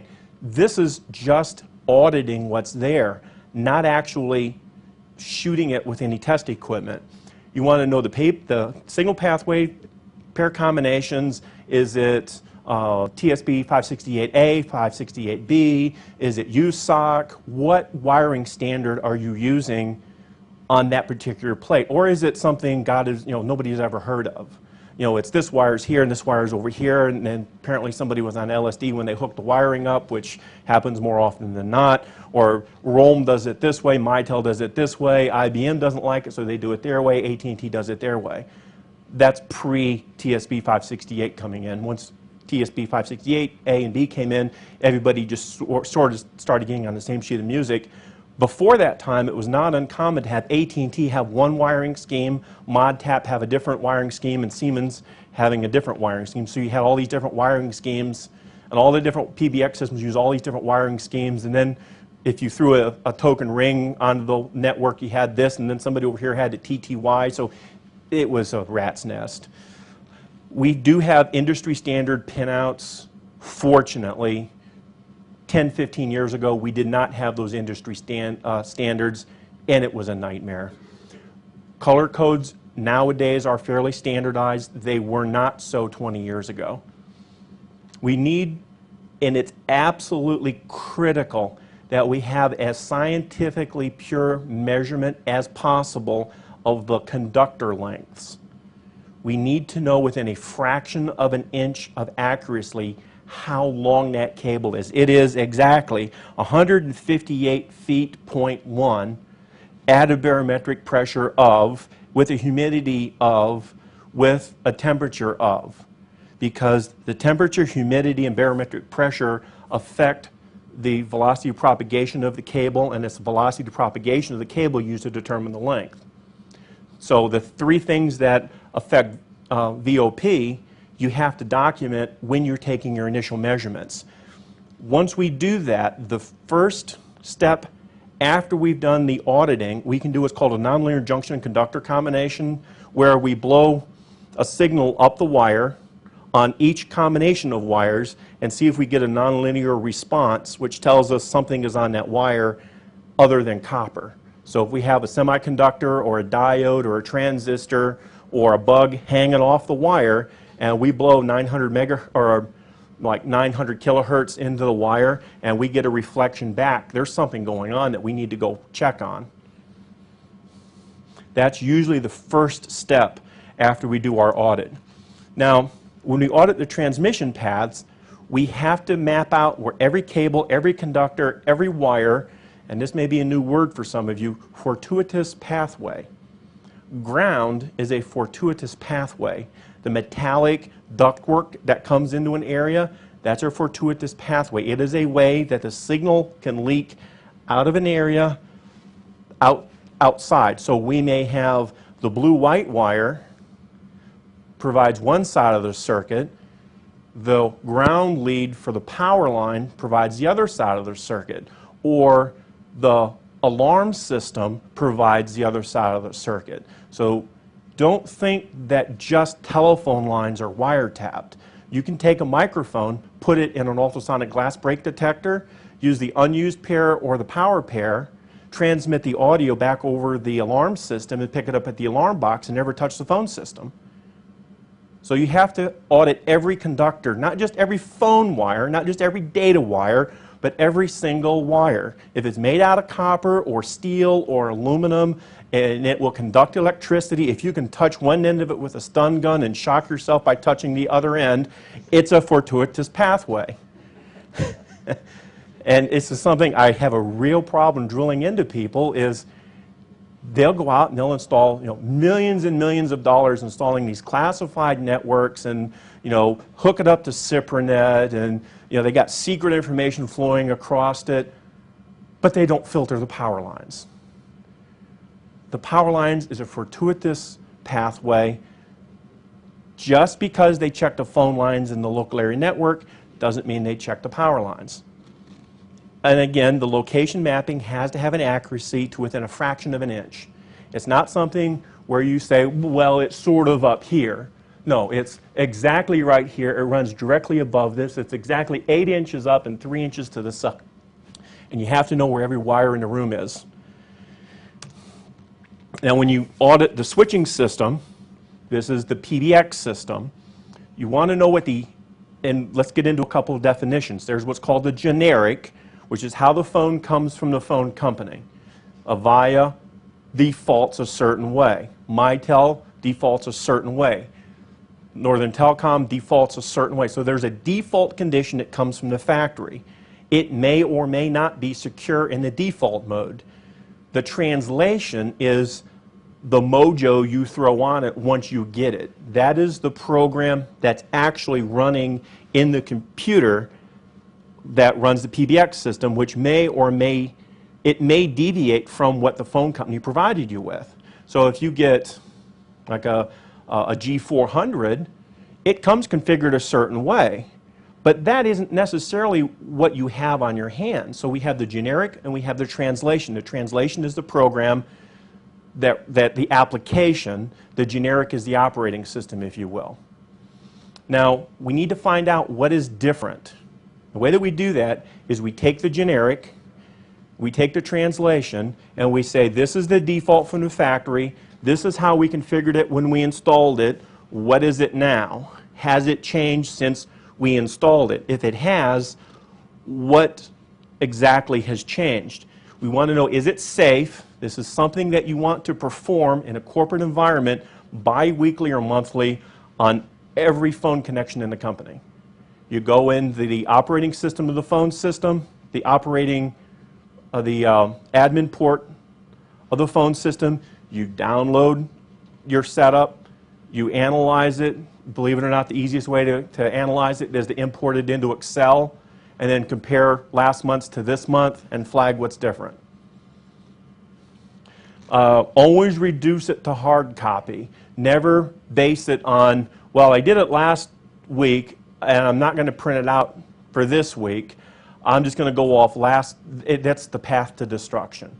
Once you have it, reduce it to hard copy and not necessarily have somebody witness it, but have it filed somewhere so that you can go get it from a secure environment, open the 3-ring binder up, and go, okay, here it is for this week. Here it is for the week before that. Here it is the week from before that. Because if you have some monkey business happen, some hacker gets loose in your phone system, some script kiddie gets loose in it, some freaker gets loose in it, it may go on for months before you catch it. If you're auditing these things bi-weekly or monthly, the problem's not going to go on for very much longer until for you to catch it.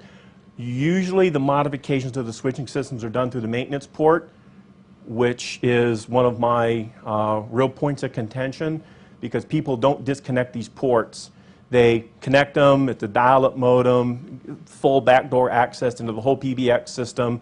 You can piggyback this extension onto this line. You can manipulate, you can download voicemail. You can just raise holy hell with the diagnostics ports. And the easiest way to get around that is to buy an egg timer.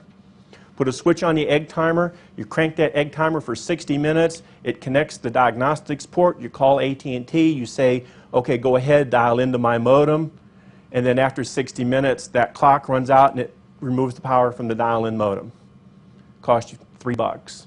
Your phone system isn't secure, it's more secure.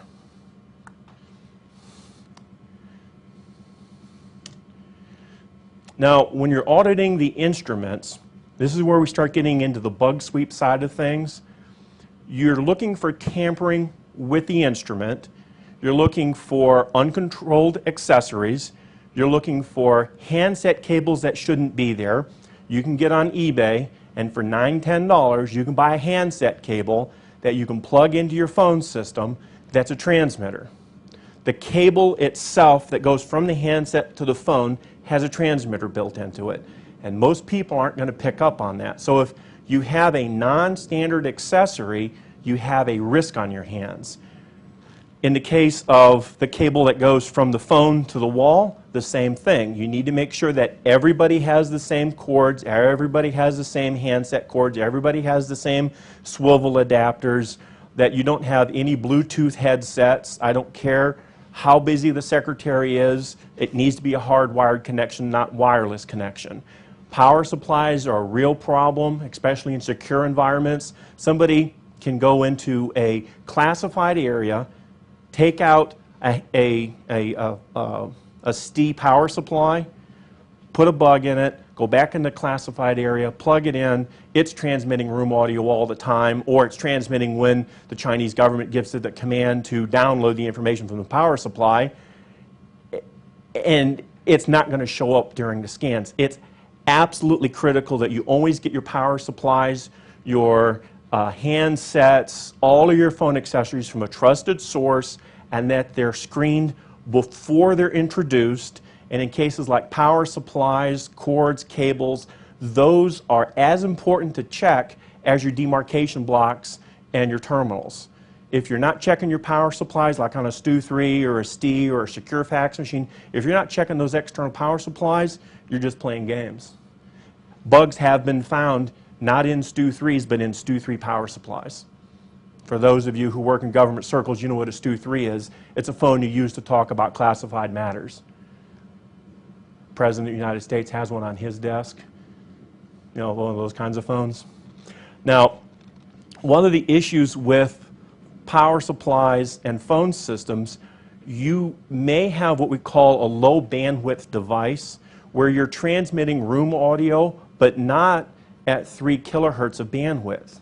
You can take the room audio, record the conversation, slow down the bandwidth, and bleed it out over a secure connection. So if you have bandpass filters that cut off for power lines, they'll roll off at 300 hertz.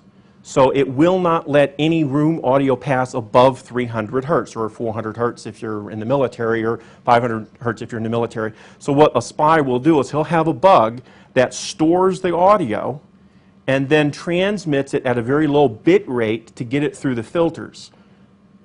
And you find that with a spectrum analyzer and by doing long-term monitoring. That has been found in classified facilities, where somebody has installed a device specifically to subvert the filters in the SCIF.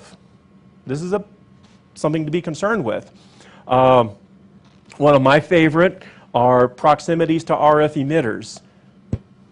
FBI agent over here has a Nextel. He's very proud of his Nextel. He picks it up, he takes it into the SCIF with him, where he picks up the STU-3 and makes a call and has a classified discussion. He has just disclosed classified information because that Nextel phone, when it hits that STU-3, it's actually carrying classified information and classifying keying information outside of that room. If you have something that is protected or classified, or you want to keep private, you keep anything that emits an RF signal at least 3 meters away from it. It doesn't matter if it's a Bluetooth headset, a Nextel phone, a GSM phone, a CDMA phone. It doesn't matter what kind or what frequency. What it matters is what's called close field. We don't want to be within 3 meters of a thing that is classified or sensitive. So if you're sitting at home working on your computer, a spy may not be able to download the video off your LCD screen, but as soon as you fire up your BlackBerry, boom, now he has something to piggyback the signal on.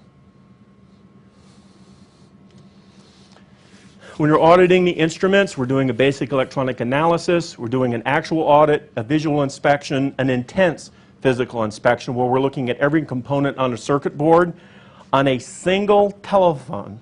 One telephone line goes to the PBX. 750 plus separate measurements that have to be documented.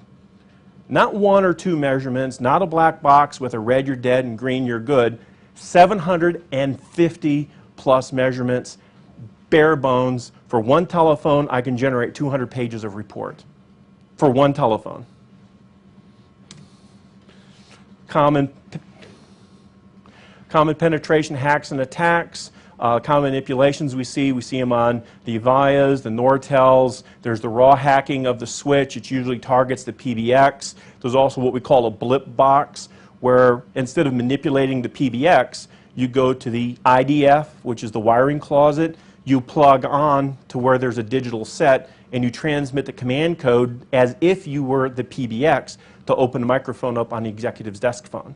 So you're not transmitting it from the PBX, you're transmitting it from the wiring closet. It's referred to as a blip box. There's appropriate countermeasures for all of these. With VoIP, it's extremely high risk. They rarely use a mechanical hook switch, and I'll get into mechanical hook switches in a minute.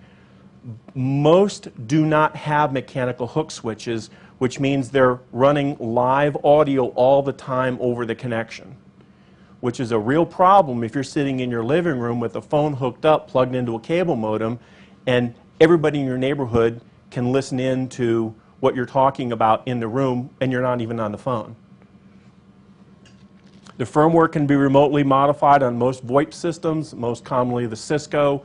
A number of people know about the Cisco hacks, where you can actually get into the firmware on a Cisco VoIP phone and just raise holy hell with it.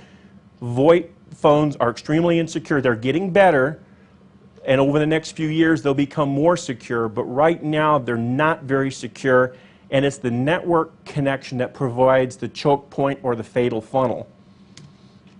There's multiple packages available that will allow somebody to monitor VoIP and reconstruct the audio. For example, Can Enable, Wireshark, there's many others. There's new software coming out every month, downloaded free of charge on the internet, and it's pretty much plug and play functionality. You don't need to know anything about VoIP. You just need to go, hi, I'm a script kiddie, click, click, click, click, click. That's all it requires. It's not anything special. Reasonable VoIP audit efforts. Inventory all of your VoIP network connections. Only plug a VoIP phone into a true switch, not a hub, a true switch that maintains traffic statistics on a port-by-port basis. So we know that this port is dedicated to executive so-and-so. Executive so-and-so is on vacation this week, hence that port should have little or no traffic on it. If we have a tremendous amount of traffic, when we know that phone's not being used, we might be passing room audio all the time. You do the same thing on the network. You plug into the network using an inline analyzer at 3 o'clock in the morning when no one's in the building. If you've got backbone traffic on your VoIP network, you may have a problem. You should not be using VoIP phones that transmit room audio all the time, and they should be transmitting just enough data to maintain the connection or to recognize the connection, but no more. You shouldn't be transmitting room audio like some hotel phones do.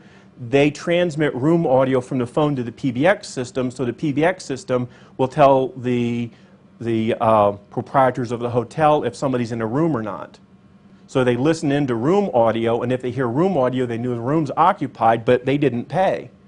And that's how a lot of hotels, not to name any names, but that's how a lot of hotels determine if somebody's occupying a room. It's based on sound that they pick up over the PBX system because all the phones in the hotel are open-mic'd. And now a lot of them are turning to VoIP phones, and they're doing the same thing with the VoIP phones. To detect and defeat VoIP attacks, look for unregistered IP addresses on your VoIP network. If you have a VoIP network and you've got 8 people plugged in, why do you have 10 IP addresses? Look for a non-VoIP asset on your VoIP network. Do not plug a laptop into a VoIP network. Here's your VoIP network, your VoIP hub, your VoIP backbone. You don't share any connections with data connections. At one point, everything's going to come together. But the general closets throughout the company, here's the switch for the VoIP, here's the switch for the data. The two are never mixed. When you do that, you're causing a lot of nightmares for yourself. Make sure it's a hub, not a switch, and check the machines used on the backbone. My personal preference is I'll use a bridge where I have 2 cards in a machine. I'll plug it into the backbone and do a man-in-the-middle type of monitoring, and I'll monitor everything that's going across the backbone in, everything that's going out, and we'll put it there during the weekend when we know there's no traffic. Then we go around to all of the rooms and we put audio transmitters in all the rooms, like a radio or a CD player, and we're looking to see if we're getting any kind of traffic at all on the backbone, on the VoIP side, from any of the rooms anywhere in the building. It's amazing what you'll find.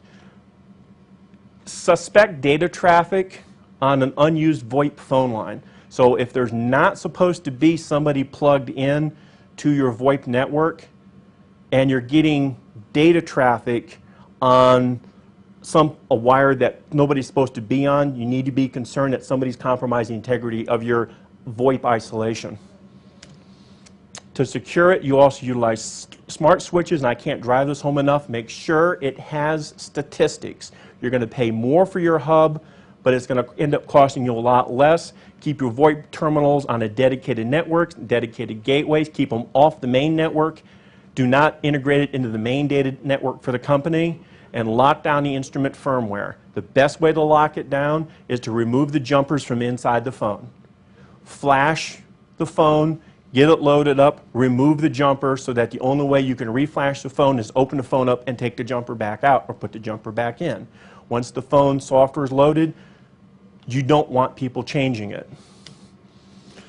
Now, when you need to have this stuff done, please use the professionals.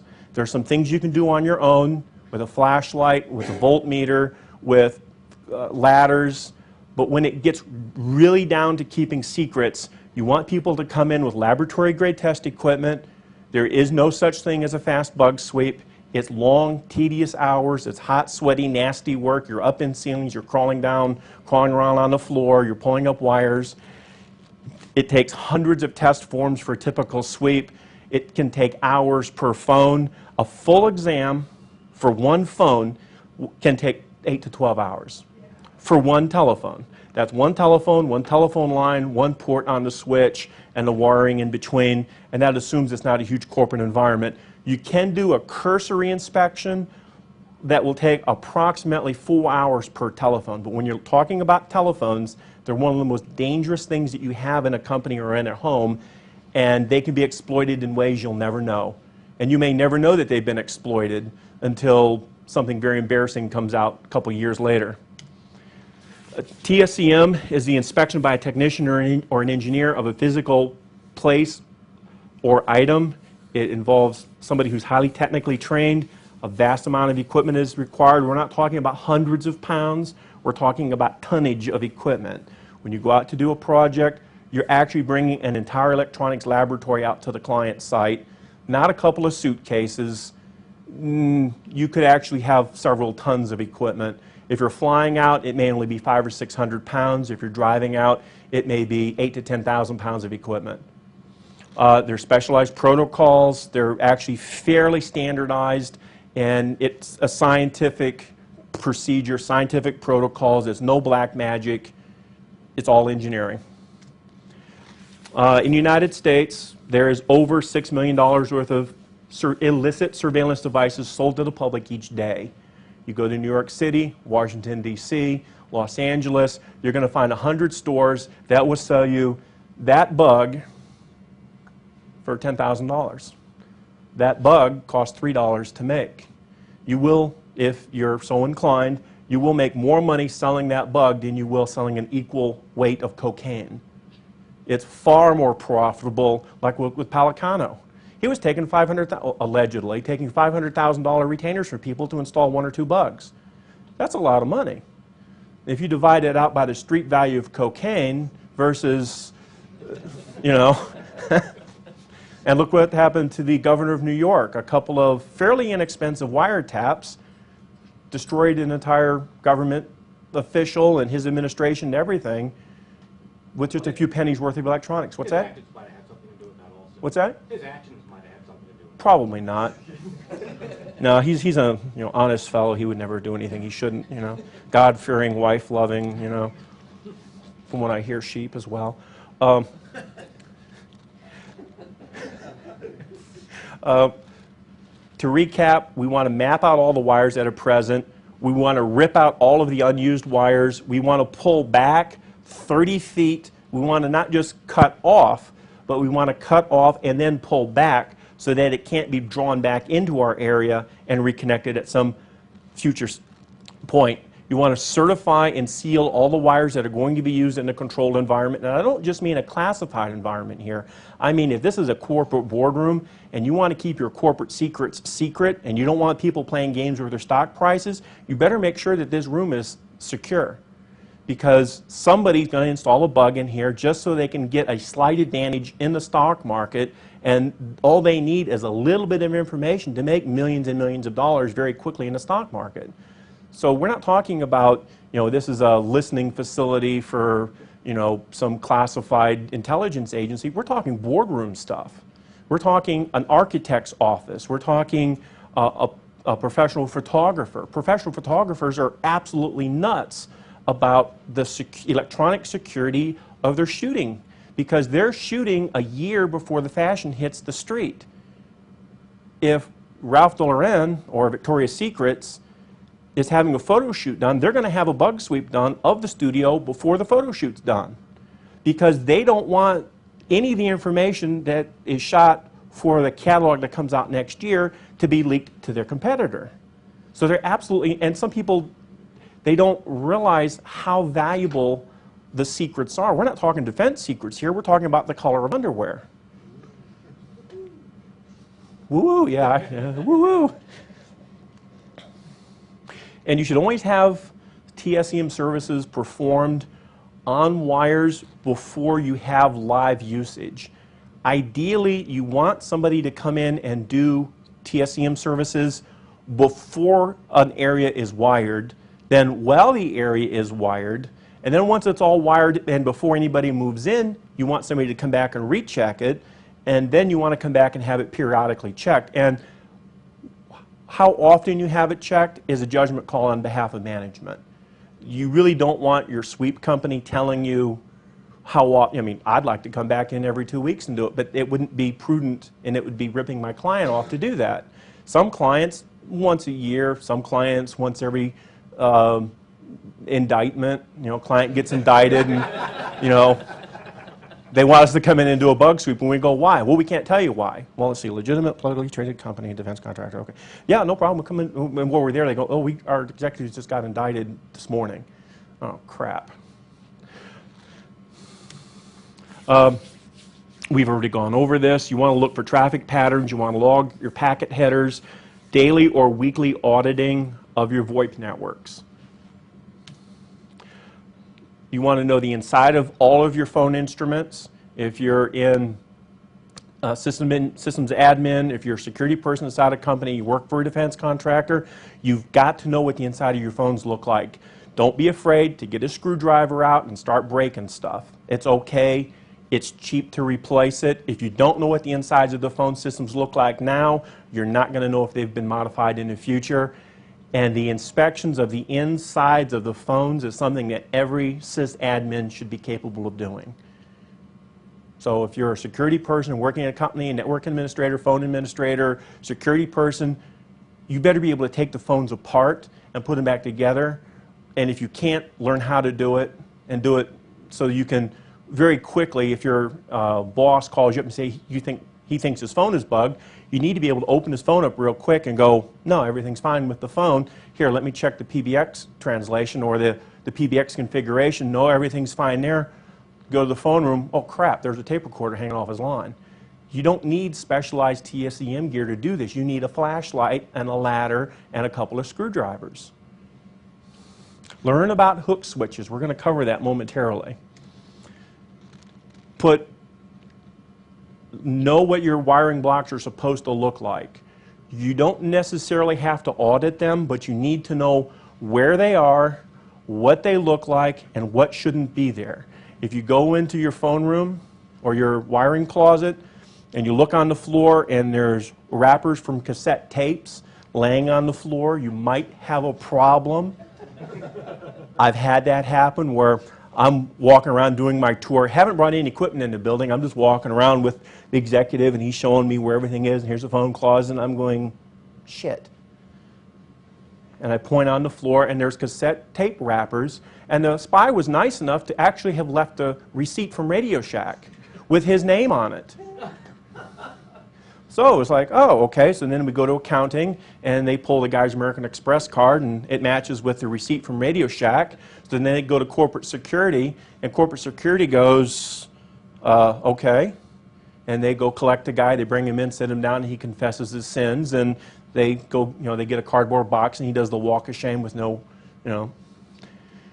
If you can get it, try to get video coverage of the outside and inside of your IDFs and MDFs. These are your electrical closets in your phone rooms. It's prudent to put a camera in your phone rooms way up in the corner so you can see what is being done to your wiring blocks. This is always fun when like Avaya or AT&T comes out to work on your phone system and they claim they didn't unplug something and cripple your entire phone system, and you go, but we have video of your guy doing it. It also helps you repair the damage that the phone guy did.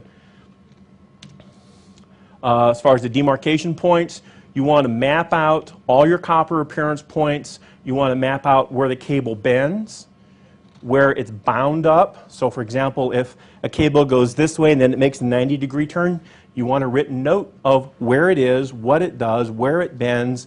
You want to make sure that your bends aren't too tight because they'll throw errors on your time domain reflectometry because you're binding the capacitance up.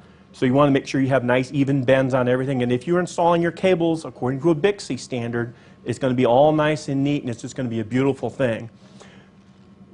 You want to make sure that you check your above ground and your below ground sites. So don't just think phone wires, telephone poles. Also think telephone wires 3 feet below ground. When you do your pole walks, we talked about this a few minutes ago, you want to map out all the phone poles back to the central office and then forward, so you go from your location back to the central office, and then you come back from your location back to the very end of the cable. And if you have a 30,000-foot cable and you're 15,000 feet downline from that, you're going to have to check another 15,000 feet going the other direction, because the road isn't just from here to there, it's from here to there and then back this way as well. And this could be involved, you may be involved in walking 2, 3, 4, 5, 10 miles of poles.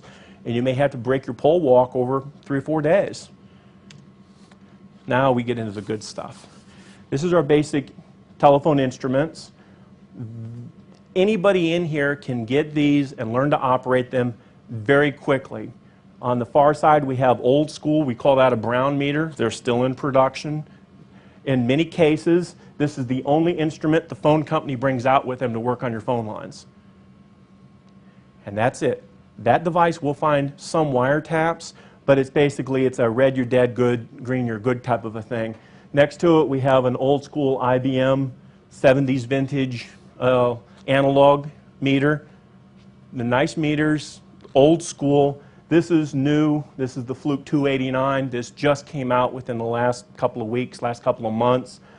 It's an outstanding device for looking for mischief on your phone lines. Highly recommend them. 450, 550, no more than 600 bucks. You can do some miraculous things with this, and you don't have to be a TSCM guy. You just get a banjo, hook your test leads up, and I'll show you how to make some real quick measurements that will show you some neat stuff quickly. You also want an oscilloscope. If you have wires, you need an oscilloscope. My preference is the Fluke 199C because it has very high bandwidth, which means it's great for time domain reflectometry. You don't need an extra box to shoot your lines. In fact, this is higher resolution than most time domain reflectometers.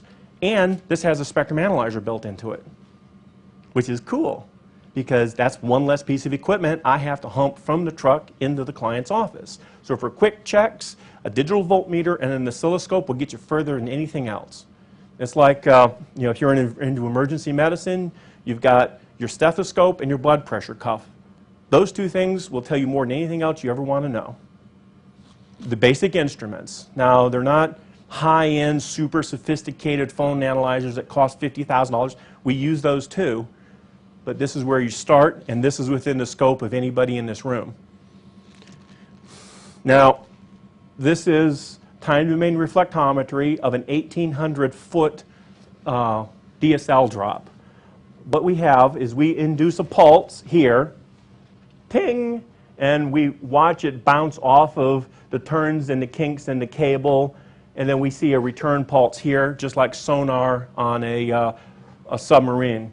And it's ping, wait for the echo, ping, wait for the echo. And every little fish in between the submarine and the boat, we can actually see on here once you learn how to interpret it. And it's some very simple math on how to do this. If anybody wants, after we're finished here in about 5 minutes, I'll explain how to do this real quick.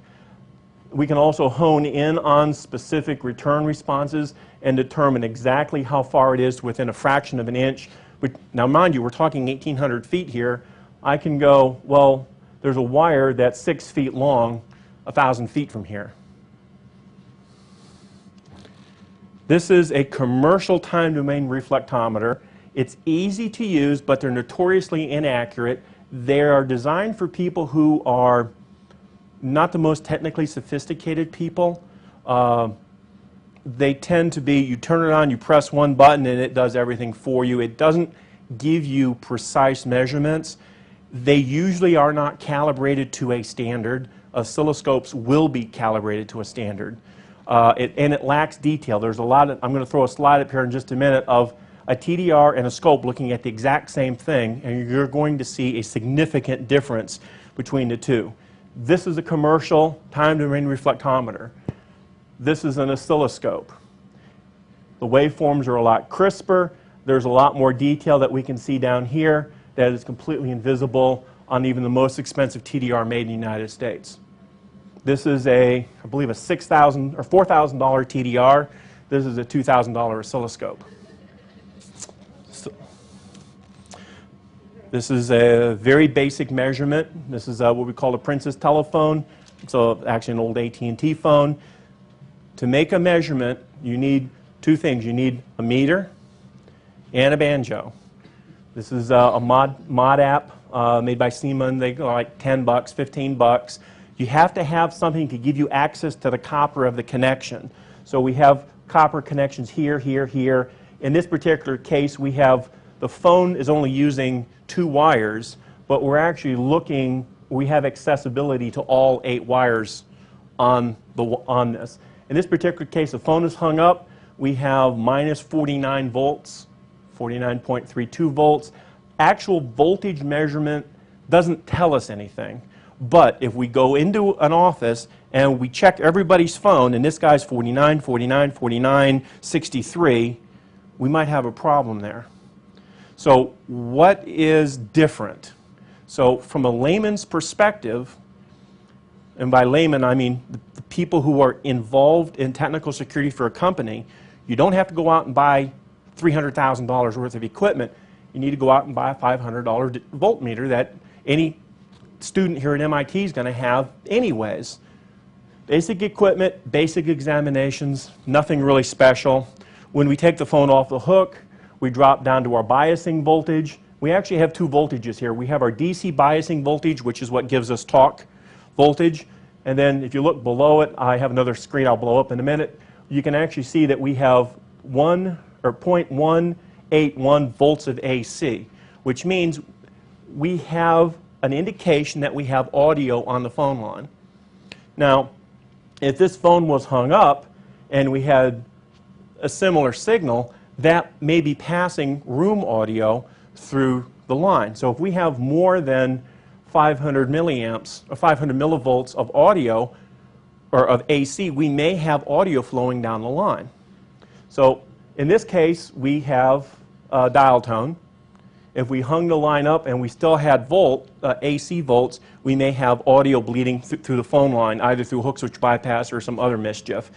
This is just an enlargement of the previous where I brought it back up. This is what room audio looks like on a voltmeter. You're not spending $4,000 on an audio amplifier. You can see it clearly and measure it clearly with just a cheap, relatively cheap digital voltmeter. This particular voltmeter also gives us the ability to do diode breakdown tests where it will actually sweep voltages over the lines that we're examining and will tell us if we have a diode out there. Most bugging devices have diodes and semiconductors. So for, again, with a Swiss Army knife of voltmeters, you can modern Swiss Army knife of voltmeters, you can actually see if you have diodes hanging out there. So if you have a bug hanging out on a phone line somewhere, this will say, hey, you know, I've just disconnected all the phone and the PBX, and it says I still have diodes out there. My God, somebody must have put a transmitter in somewhere, or a hook switch, or a bypass, or a slave device, or some kind of mischief. The new, and I'm not just picking on Fluke. I like Fluke. It's a nice product. But any of your modern digital voltmeters will let you do this. This is a high mega ohm insulation breakdown test. It used to be we would throw 600 volts on the telephone line and listen for the crackling as it jumped across the insulation. Nowadays they don't do that. It's all computerized and you're generating a couple of volts and no more, so you're not going to blow your phone system up like we used to do in my government days. This is we've disconnected the phone, we've disconnected the PBX, there's nothing on the wire. This is what it should look like. This is essentially infinity impedance, 256 mega ohms of impedance. Maybe somebody stepped on the cable and it interrupted the insulation a little bit. Now, if somebody throws like a law enforcement slave onto this line, it's going to make a significant difference in this measurement, and this is an FBI slave device on a bugged phone. The FBI, I'm sure, would be very upset if somebody hooked the same wire up, the same situation, same measurements up, and they go, oh, I have 40 mega ohms of impedance on my line, something's not right. And they go out and they go, oh, somebody's put a slave device on my phone. This will actually detect most law enforcement bugging devices. Use it with great care. Now, we're going to talk about hook switches for just a couple minutes, and then I'll be out of your hair. This is the inside of a 1958 telephone. From the 50s until the early 80s, almost all of your phones were the exact same design, same schematics, same diagrams. You had the dial up here and the switch here, and they made a billion of these springs and a billion of this and a billion of the ringer. The phone, essentially, if you took a 1979 phone and a 1956 phone and you put them next to each other, you'd go, my God, they're brothers and sisters. Okay. Within the phone, we have the ringer or the clapper. We have the actual receiver here, and we have, this is mechanically connected into this area, and I'll open this up in a minute. This is the hook switch. This is the most dangerous part of the entire telephone. This is the dial, where, for those of you who are too young to remember it, you put your finger in it, and you draw it around this way, you release it, and it ka-chunk, ka-chunk, ka-chunk, ka-chunk, and then you do it again to get the next number. This is before the days of touch tone.